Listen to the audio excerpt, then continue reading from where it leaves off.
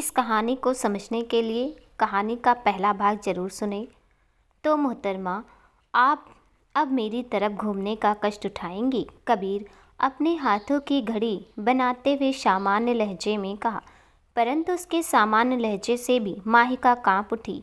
बिल्कुल क्यों नहीं, और ज़बरदस्ती का मुस्कुराते हुए माहिका उसकी ओर घूमी। तो अब आप ये बतलाने का कष्ट उठाएं कि आप मेरे कमरे में करने क्या आई थी। कबीर का लहजा अभी भी सामान्य ही था, पर फिर भी उसकी आवाज़ में कुछ था जो माहिका को नर्वस कर रहा था। वो तो मैं आप बहुत खूबसूरत है ना, इसलिए देखने आई थी। माहिका ने आंखें बंद करके जो दिमाग में आया वही बोल दिया। इस बार कबीर एकदम आश्चर्य से भर गया। क्या कहा आपने? तब माहिका को एहसास हुआ कि वो क्या बोल बैठी थी। उसने तुरंत बात बदलते हुए कहा, मतलब कमरा बहुत खूबसूरत लगा बाहर से, तो मैं अंदर देखने चली आई। पर उसके मन में तो यही चल रहा था कि हे भगवान, क्या किस्मत है, ऐसे बोरिंग कमरे को भी खूबसूरत बोलना पड़ रहा है। वो कहावत सही ही है, काम के वक्त तो गधे को भी बाप बनाना पड़ता है। कबीर फिर से सामान्य हो चुका था। उसके चेहरे पर एक भी भाव लाना बेहद मुश्किल का काम था। अच्छा, मतलब साइट सीइंग चल रही थी यहाँ पर? पर्यटक है ना आप तो, बस मौका मिला नहीं, कहीं भी घूम लेना है। वैसे बतलाइए, क्या खूबसूरत लगा आपको इस कमरे में? मर गई। मन ही मन ऐसा सोचकर माहिका ने तुरंत कहा, दीवारें क्या खूब दीवारें हैं, मुझे तो ये बड़ी पसंद आई, ग्रे कलर में सफ़ेद रंग का सेट, वाह। अच्छा, तो कल आप अपनी कुंडली के आइएगा मेरे पास। कबीर ने कहा, है कुंडली? कुंडली क्यों? माहिका ने आश्चर्य से कहा, ये कमरे के बात में बीच में कुंडली कैसे घुस आई? क्या है ना, आपको तो अब इस दीवारों से मोहब्बत हो गई है, तो फिर आपकी शादी ही करवानी पड़ेगी ना इनसे। तो उसके लिए दोनों की कुंडली भी तो मिलवानी पड़ेगी ना। कबीर ने जैसे ही कहा वैसे ही माहिका की आंखें बड़ी बड़ी हो गई। कुछ भी मतलब कुछ भी, कोई चीज़ खूबसूरत लगती है तो इसका मतलब कि उससे मोहब्बत है। ऐसे तो मैंने शुरुआत में आपको भी खूबसूरत बोल दिया था, तो क्या मुझे आपसे मोहब्बत है? माहिका ने चिढ़कर कहा।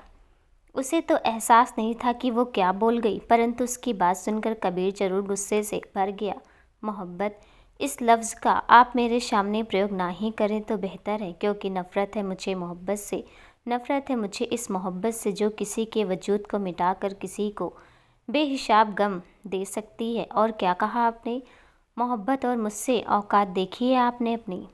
अब माहिका भी गुस्से में आ चुकी थी। उसने कहा, औकात की बात तो मत ही कीजिए, किसी दिन दिखा दी ना मैंने अपनी औकात तो आप कहीं के नहीं रह जाओगे।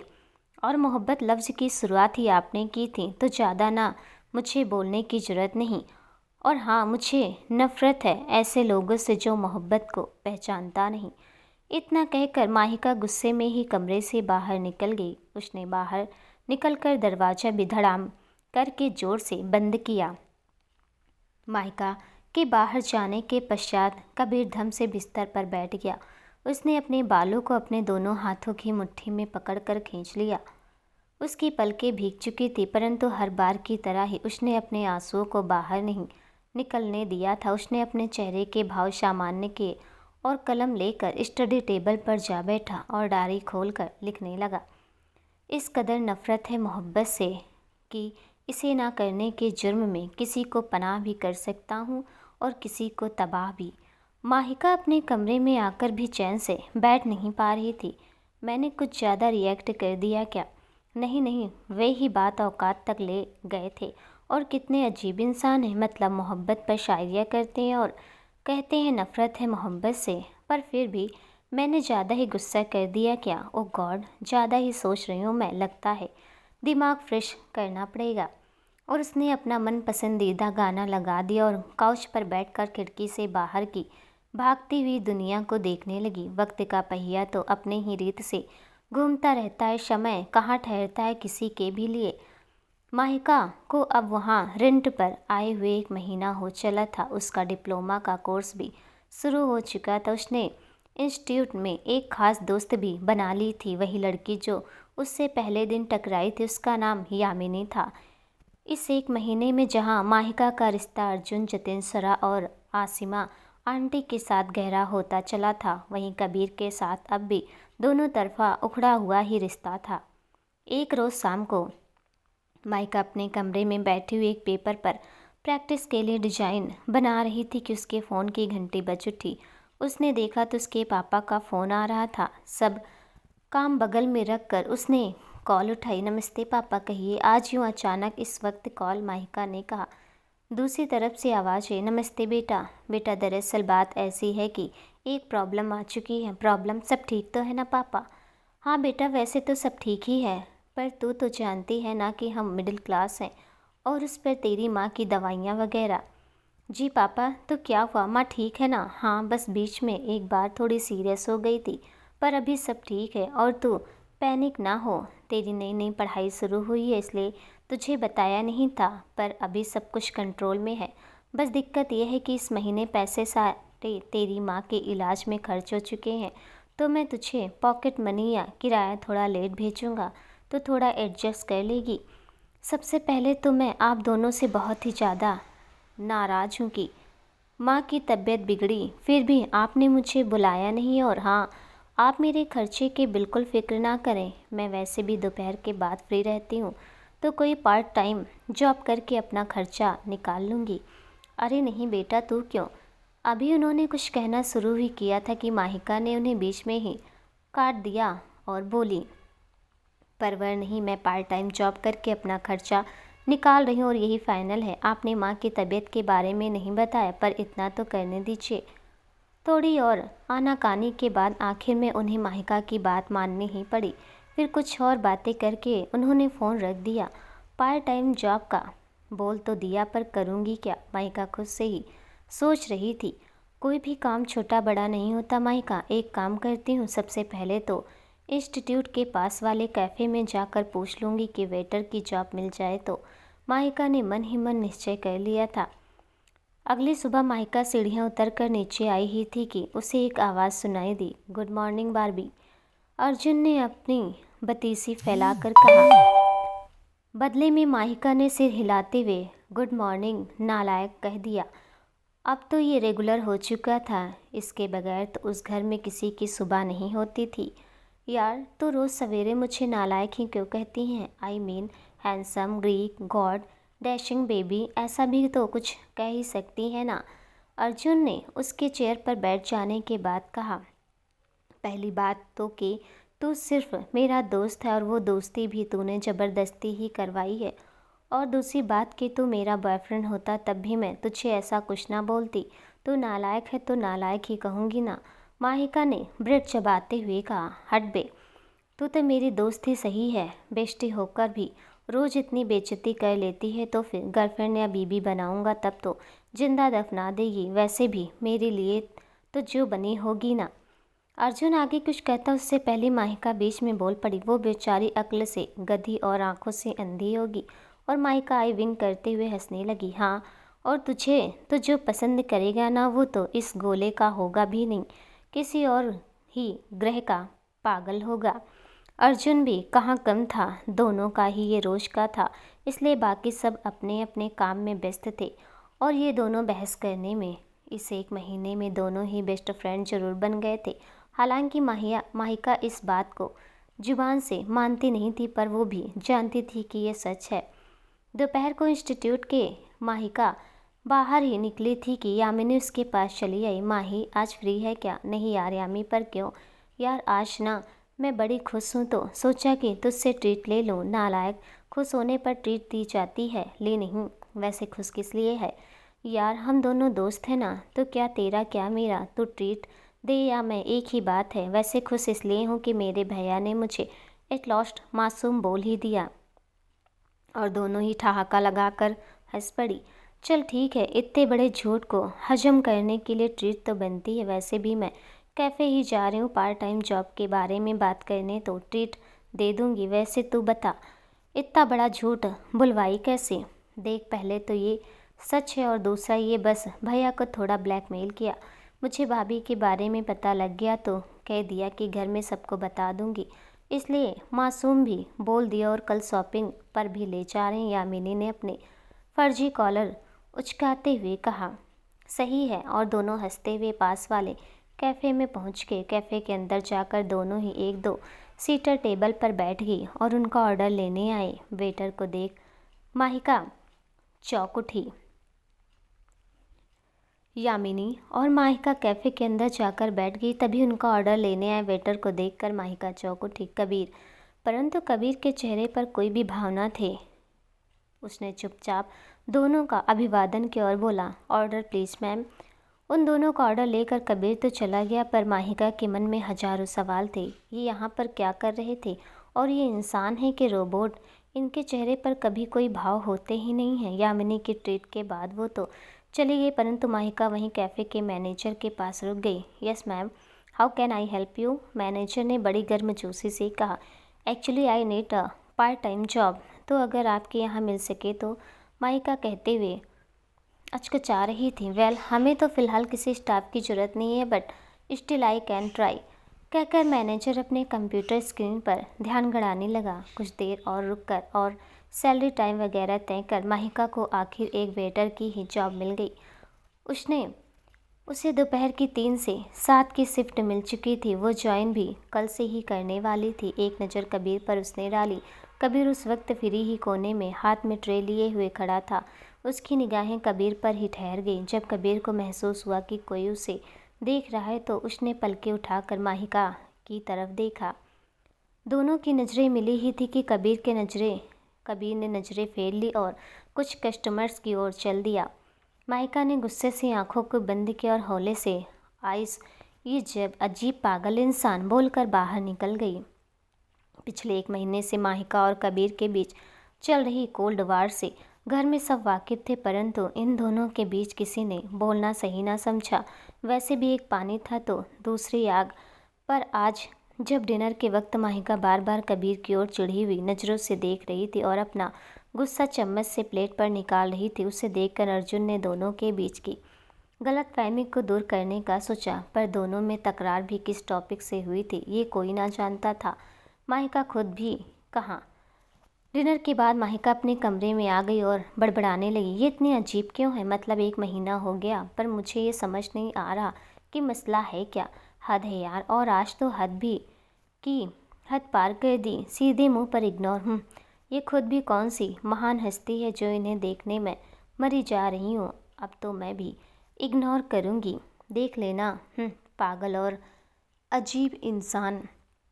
माहिका और कबीर के ऊपर चले जाने के बाद अर्जुन ने जतिन, सरा और आसिमा आंटी को लिविंग हॉल में इकट्ठा किया और कहने लगा, इन दोनों के बीच के कोल्ड वॉर के कारण मुझे कबीर भाई की शिक्स देखने को नहीं मिल रही यार, कुछ तो करना पड़ेगा।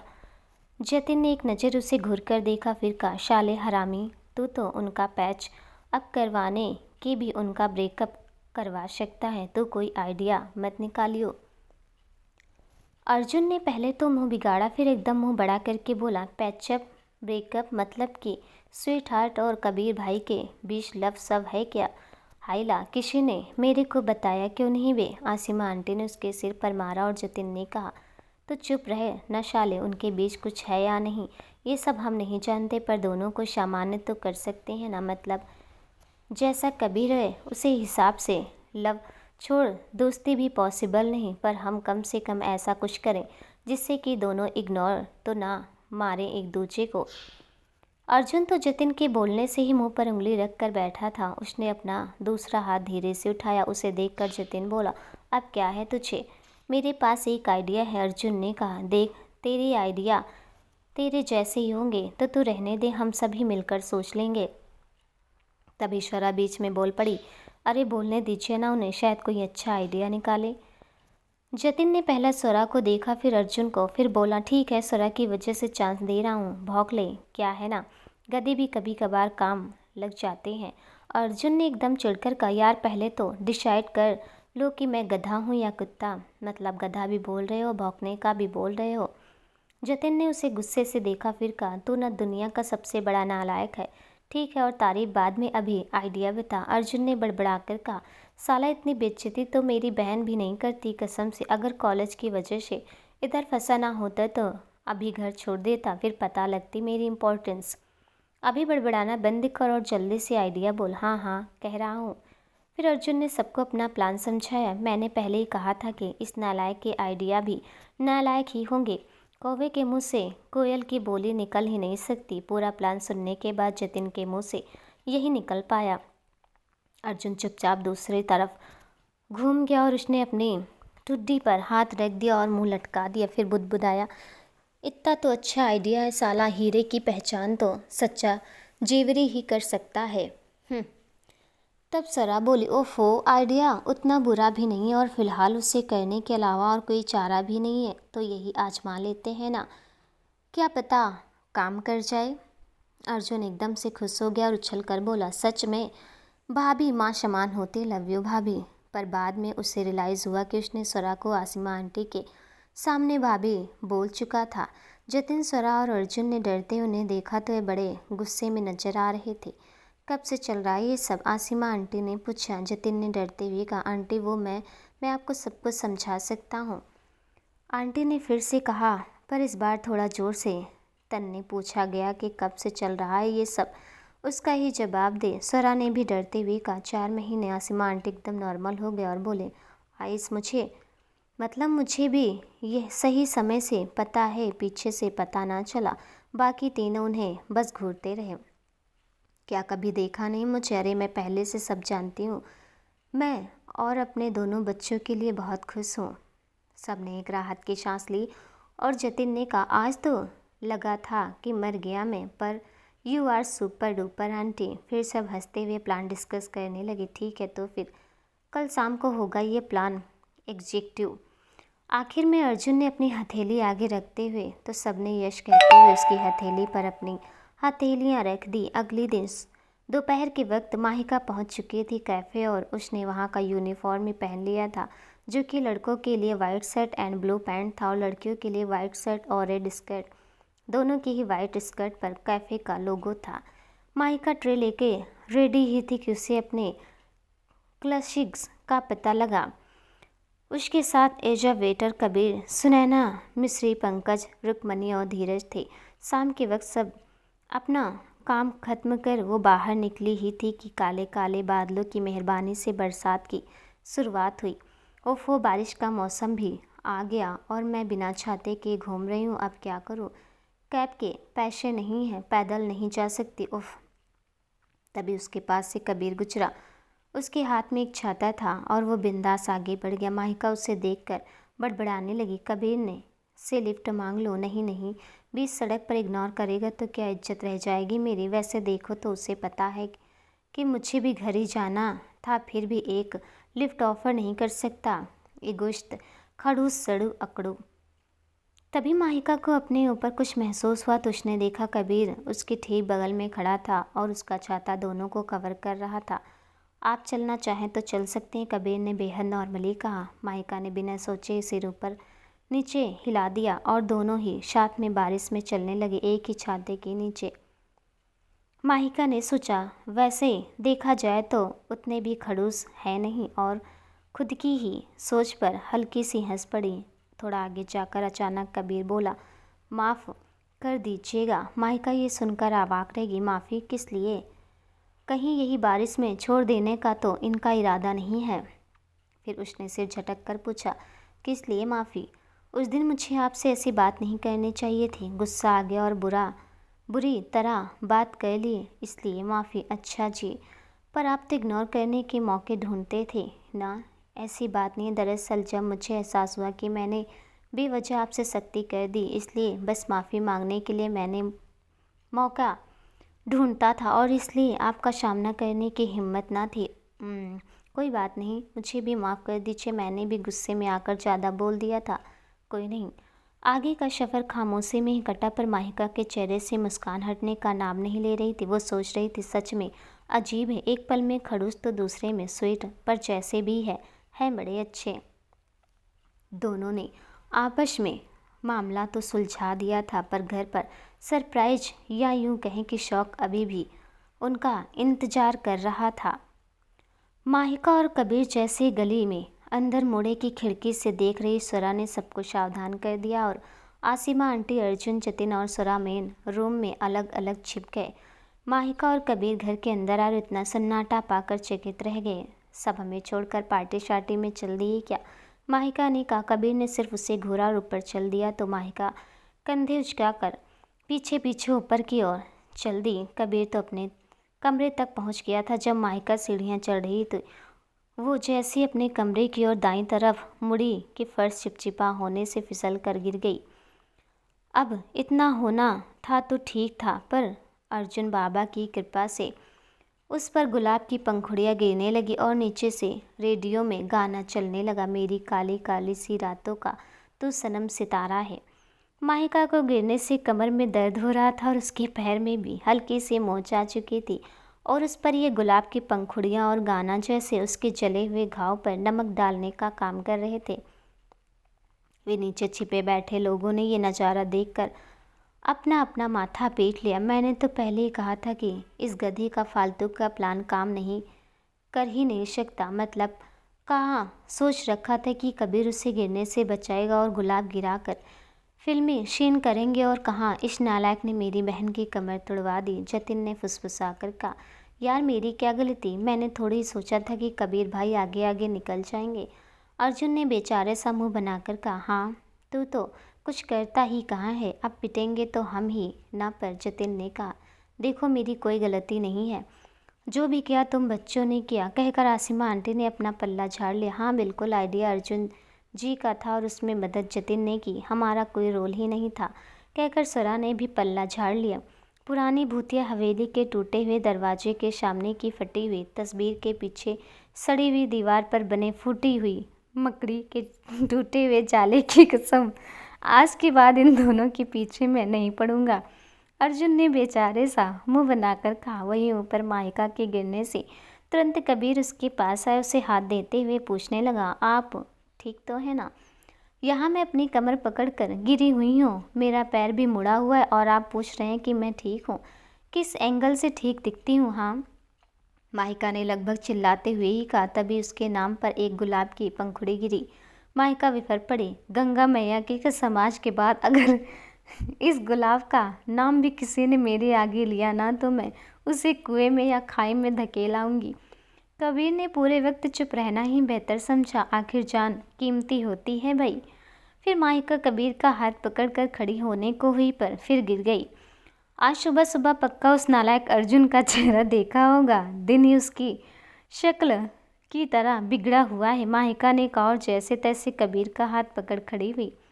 कबीर उसे ध्यान से उसके कमरे तक पहुंचाया, फिर उसने बाहर सब साफ किया और अपने कमरे में पहुंच गया। माहिका अपनी खिड़की से उसके कमरे की ओर देख रही थी। उधर जैसे कबीर ने अपनी खिड़की खोली कि उसे अटैच एक धागे से वहीं बंधा हुआ रेडियो शुरू हो गया और गाना चलने लगा। मेरे सामने वाली खिड़की में एक चांद का टुकड़ा रहता है। माहिका ने अपनी आंखें बंद कर ली, जैसे वो खुद को गुस्सा करने से काबू कर रही हो।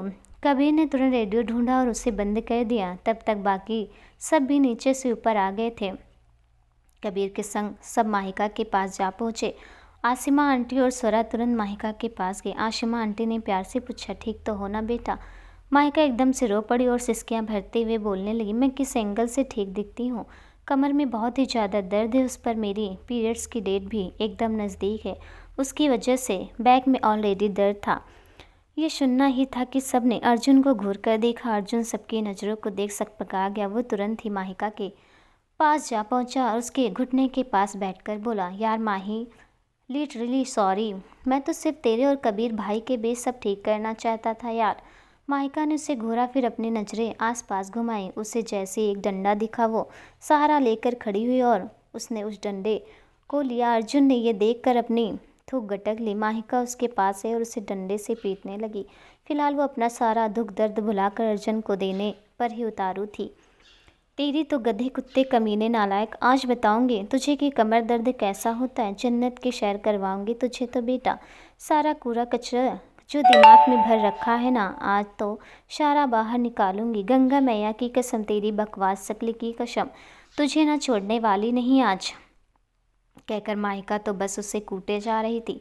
अर्जुन भी, उई माँ, जोर से लगी यार, थोड़ा तो रहम कर ले यार, कोई तो बचा लो, हे भगवान जैसे शब्दों को चिल्लाते हुए मार खा रहा था। बाकी सब तो बस इस मुफ्त मनोरंजन का लुत्फ उठा रहे थे। आखिरकार थक हार कर माहिका ने डंडा फेंका और अब मेरे दर्द को सुकून मिला कहकर अपने हाथ झाड़ते हुए बैठ गई। अर्जुन उठा और अपनी कमर पर हाथ रख टेढ़ा चलते हुए बोला, मैं अपना वाक्य दोहराना चाहूँगा। पुरानी भूतिया हवेली के टूटे हुए दरवाजे के सामने की फटी हुई तस्वीर के पीछे सड़ी हुई दीवार पर बने फूटी हुई मकड़ी के टूटे हुए जाल की कसम, आज के बाद इन दोनों के पीछे मैं नहीं पड़ूंगा, शुक्रिया कहकर वो टेढ़ा ही चला गया। बाकी सब हंसते हंसते हुए उधर से चल दिए। रात में डिनर का वक्त हो चला था, पर आज डाइनिंग टेबल पर ना अर्जुन की मौजूदगी थी और ना ही माहिका की। सब उनकी राह ताक बैठे थे। तभी अर्जुन अपने कमरे से बाहर आया और एक थाली में सारा भोजन सजाकर ऊपर की ओर चलने को हुआ। वो बेचारा अभी भी थोड़ा टेढ़ा ही चल रहा था। कहाँ जा रहा है? आसिमा आंटी ने पूछा। अर्जुन ने बड़े सरलता से जवाब दिया, माही को मेरी वजह से चोट लगी है तो वो सीढ़ियाँ उतर कर नीचे खाने नहीं आ पाएगी, इसलिए मैं उसकी थाली उसके कमरे तक ले जा रहा हूँ। उसका जवाब सुनकर सब चकित रह गए। जतिन ने कहा, मुझे पता रहता है कि तू कुटाई से सुधरने वालों में से है, तो मैं तेरी कुटाई 1 साल पहले ही कर देता। फोकट में इतना झेला तुझे भाई यार, कहकर अर्जुन ऊपर चल दिया। माइका ने जब उसे अपने कमरे में थाली के साथ देखा तो बोल उठी, अब क्या जहर खिलाने लाए हो? अर्जुन उसके पास बैठ गया और बोला, यार सॉरी ना, मैं सब जानबूझकर नहीं करना चाहता था, माफ़ कर देना मेरी प्यारी सी छोटू सी बेस्टी। माइका ने कहा, ऐसे माफ़ नहीं करूँगी मैं। अर्जुन ने कहा, ठीक है बता मैं क्या करूँ तेरी माफ़ी के लिए? माहिका ने कहा, अपने हाथों से खिला और हाँ उस प्यारी छोटी सी मासूम सी ऐठ कर। अर्जुन ने बदले में कहा, हे भगवान, इससे अच्छा तो मुझे खाई में कूदने का बोल देती। ठीक है चल। अर्जुन ने एक निवाला लिया और उसे माहिका के मुंह में रख कर बोला, माफ़ कर देना मेरी प्यारी सी छोटी सी क्यूट सी मासूम सी बेस्ट फ्रेंड। किया माफ़, कहकर दोनों ही हंस पड़े, एक दूसरे को खिलाने लगे। भाई कुछ प्यार बच जाए तो हमें भी दे दो, जतिन ने कहा। बाकी सब दरवाजे पर खड़े उन्हें ही देख रहे थे। माहिका ने हंसकर हाँ में सिर हिलाया और सब अंदर चले आए। सब प्यार से एक दूसरे को खिलाने लगे। माहिका ने जब निवाला कबीर की ओर बढ़ा दिया तब दोनों ही दूसरे की आंखों में खो से गए थे। तभी अर्जुन की आवाज़ से वापस असली दुनिया में लौटे। कबीर ने बिना कुछ बोले चुपचाप वो निवाला खा लिया। माहिका भी कुछ ना बोल पाई। वो शाम सबके लिए ही बेहतरीन था। अगली सुबह के लगभग 11 बजे हुए थे। आज संडे था पर फिर भी सब घर में सिर्फ माहिका और कबीर थे। आसिमा आंटी सरा को लेकर सुपरमार्केट गई हुई थी। जतिन की क्लासेस में संडे के बजाय मंडे छुट्टी होती थी, इसलिए वो क्लास में था। अर्जुन अपने किसी कॉलेज फ्रेंड के घर पूजा में गया हुआ था। कबीर अपने कमरे में बैठकर आराम से किताब पढ़ रहा था कि उसे सामने वाले कमरे में से कुछ गिरने की आवाज़ आई। उसने किताब रखी और माहिका के कमरे की ओर चल दिया।